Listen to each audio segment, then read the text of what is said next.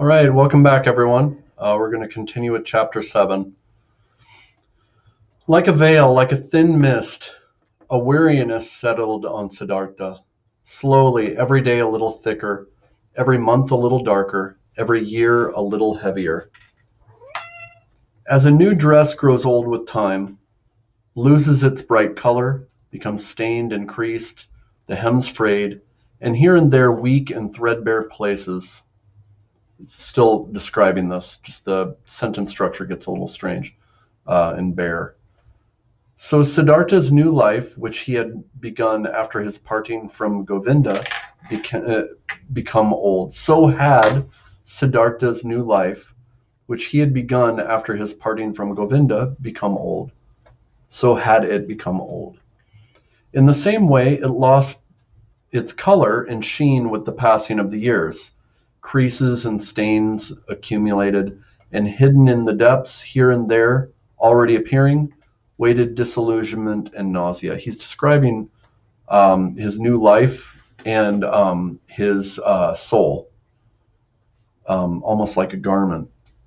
Siddhartha did not notice it. He only noticed that the bright and clear inward voice that had once awakened in him, had always guided him in his finest hours, had become silent. His inner voice had now become completely silent.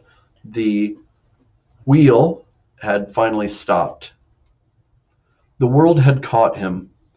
Pleasure, covetousness, this jealousy, idleness, and finally also that vice he had always despised and scorned as the most foolish, acquisitiveness, the desire to acquire goods, the desire to get property, not just land, but everything, clothes, everything.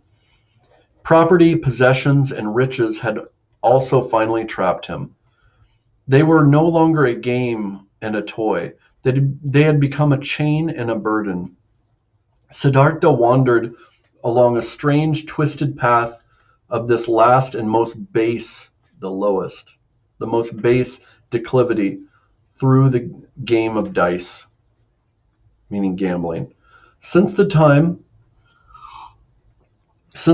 he had stopped being a samana in his heart, or a samana, Siddhartha began to play dice for money and jewels with increasing fervor, increasing intensity. A game in which he had previously smilingly and indulgently taken part as a custom of the ordinary people. He was a formidable player. Few dared play with him, for his stakes were so high and reckless. He played the game as a result of heartfelt need. He derived a passionate pleasure through the gambling away and squandering of wretched money. So he didn't like money. He hated it, and he kind of hated his life, and so he went to gambling to destroy what he had. In no other way could he show more clearly and mockingly his contempt for riches, the false deity of businessmen. False deity meaning the businessmen worshipped riches. So he staked high and unsparingly, hating himself, mocking himself. He won thousands, he threw thousands away, lost money, lost jewels, lost a country house, won again, lost again. He loved that anxiety, that terrible and oppressive anxiety, which he experienced during the game of dice, during the suspense of high stakes. High stakes means there's a lot to lose. If you make a big bet, you have a lot to lose. Those are high stakes. He loved this feeling and continually sought to renew it, to increase it, to stimulate it. Excuse me. To stimulate it. Where are we at? For in this feeling alone did he experience some kind of happiness, some kind of excitement, some heightened living in the midst of his satiated, tepid, insipid existence. Satiated, he doesn't have any needs. He doesn't need anything because he's got so many things. That's his existence. It's not a very powerful existence. It's, kind of this thing that he just feels a little bit every day. And after every great loss, he devoted himself to the procurement, to getting, the procurement of new riches, went eagerly after business and pressed his debtors for payment, for he wanted to play again. He wanted to squander again. That means to lose things without being responsible. He wanted to show his contempt for riches again. Siddhartha became impatient at losses. He lost his patience with slow-paying debtors. He was no longer kind-hearted to beggars.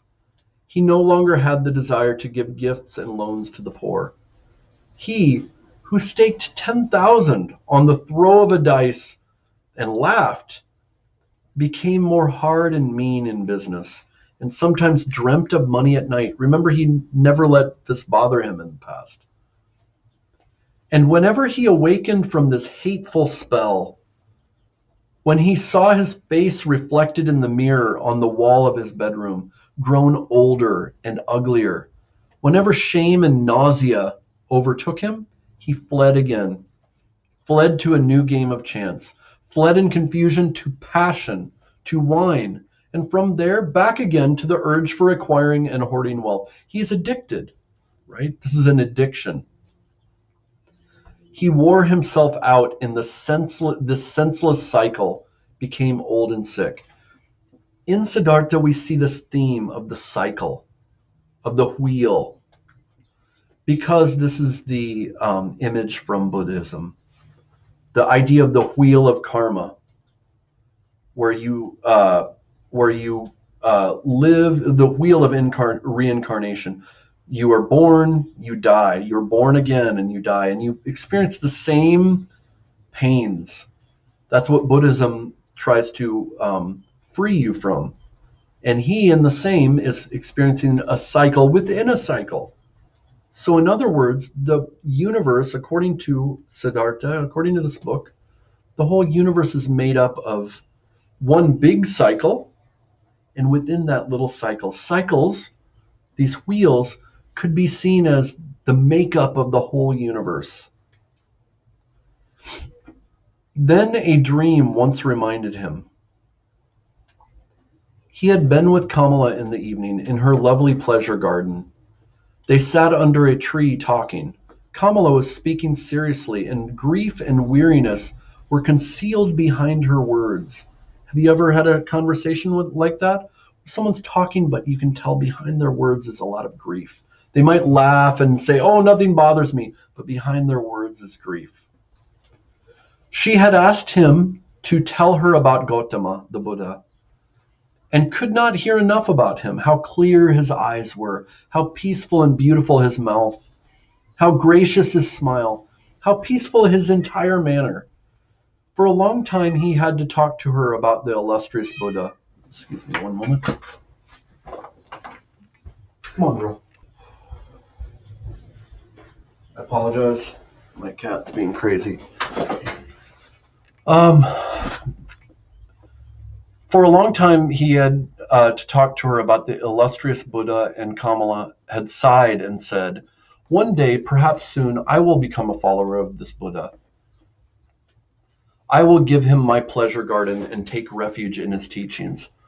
But then she enticed him, and in love play, she clasped him to her with extreme fervor, fiercely and tearfully, as if she wanted once more to extract the last sweet drop from this fleeting pleasure. Baby, come on. Sorry. Never had it been so strangely clear to Siddhartha how closely related passion was to death. Then he lay beside her. Can you hear her? Then he lay beside her. Kamala's face was near to his, and under her eyes and near the corners of her mouth, he read clearly for the first time a sad sign. Fine lines and wrinkles, a sign which gave a reminder of autumn and old age. He's getting old. Siddhartha himself, who was only in his 40s, had noticed gray hairs here and there in his black hair. I have this. Weariness was written on Kamala's beautiful face.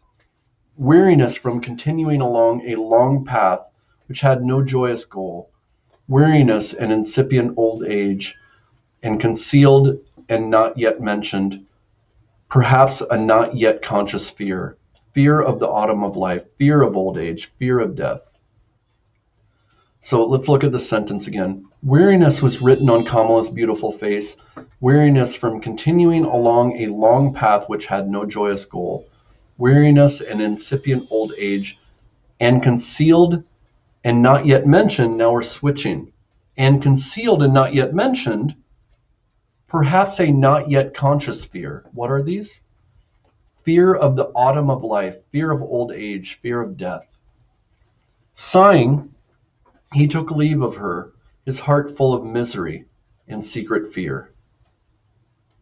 Okay, we're going to stop here. I'm sorry for the interruptions. We'll try to finish this next time. All right, make sure to like and subscribe and tell someone about this, and make sure to comment and also hit us up on RJK English as well. See you.